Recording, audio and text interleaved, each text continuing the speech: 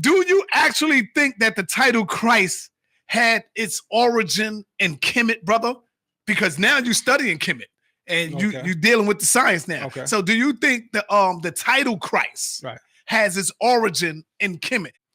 Yes, I did a series of lectures, and I even did some museum tours, of which Brother Reggie attended one, where I talked about the word Christ originating in Egypt. Now, let me be clear on this.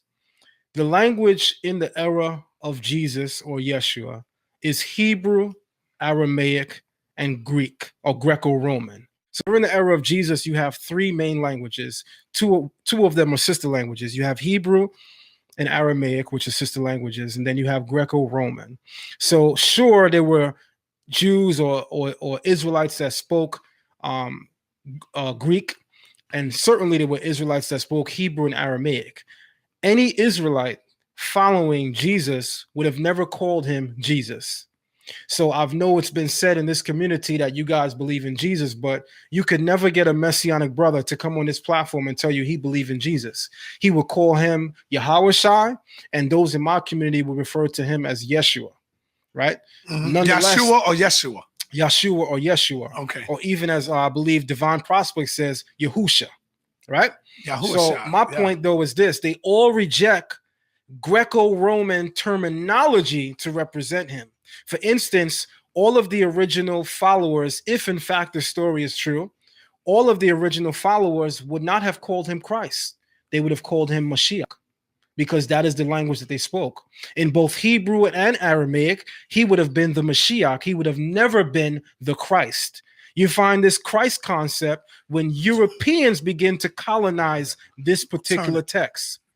When Europeans begin to colonize this text with ideas that they begin to borrow from Egypt, then you begin to see this word Christ. So initially, Captain 𝑓𝅎𝑅𝓐𝓏, who I spoke with about this behind the scenes, had a problem with me bringing this information out, because he thought I was bringing this information out more so to dig into Messianic doctrine, not realizing that what I was doing is following suit with many things that they've been doing.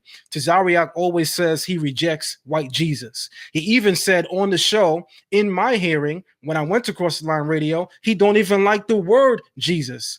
But many people in the Messianic community still use this term Christ, which I would say to my Messianic brothers, if you could realize that white Jesus is incorrect, if you could realize the name Jesus is incorrect, then you could certainly bring yourself to a greater understanding to realize that even the term Christ is not correct. And I know the Messianic rebuttal, they would most likely say, well, Christ simply means anointed, and it don't mean none of that Kemet garbage that you was talking about. They would say title, yes. But the reality is, those who read the 𝑚eduNetha, and this is why language is very important.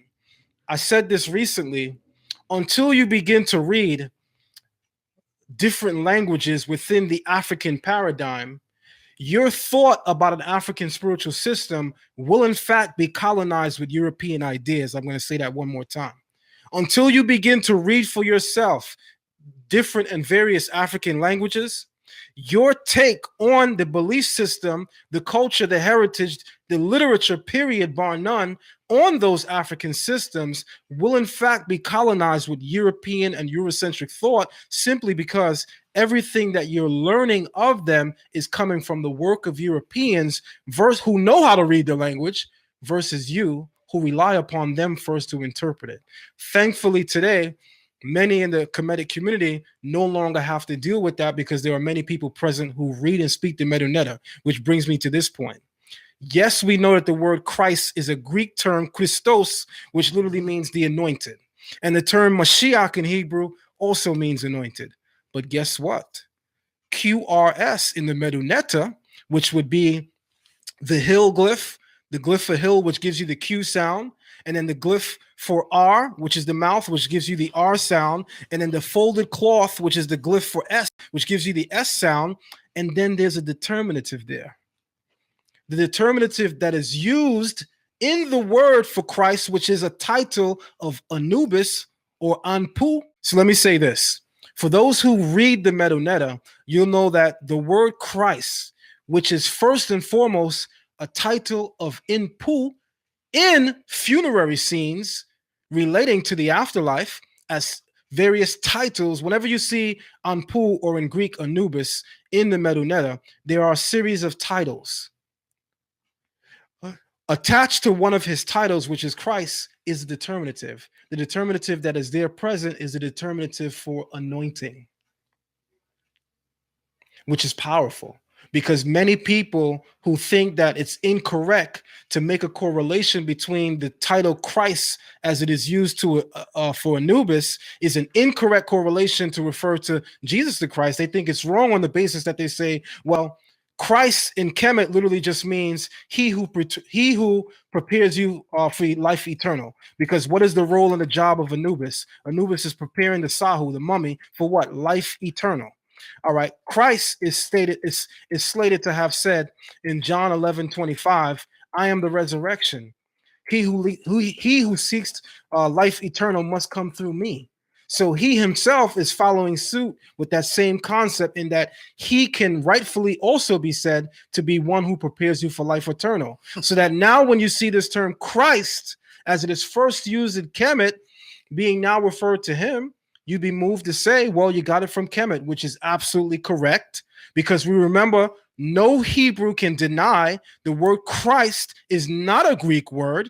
And we know that the Greeks borrowed their vernacular from the Egyptians, just like they borrowed many of their histories and their religion, and even to a certain extent their culture, from ancient Egypt. And certainly this term Christ they borrowed from ancient Egypt. And when they began to exercise biblical teachings, they took the Egyptian or the Kemetic term Christ and applied it to Jesus, because they saw the two as fulfilling one and the same role. But to my Hebrews, who already say that they reject white Jesus, they reject the name Jesus, I'm giving you one more thing to reject.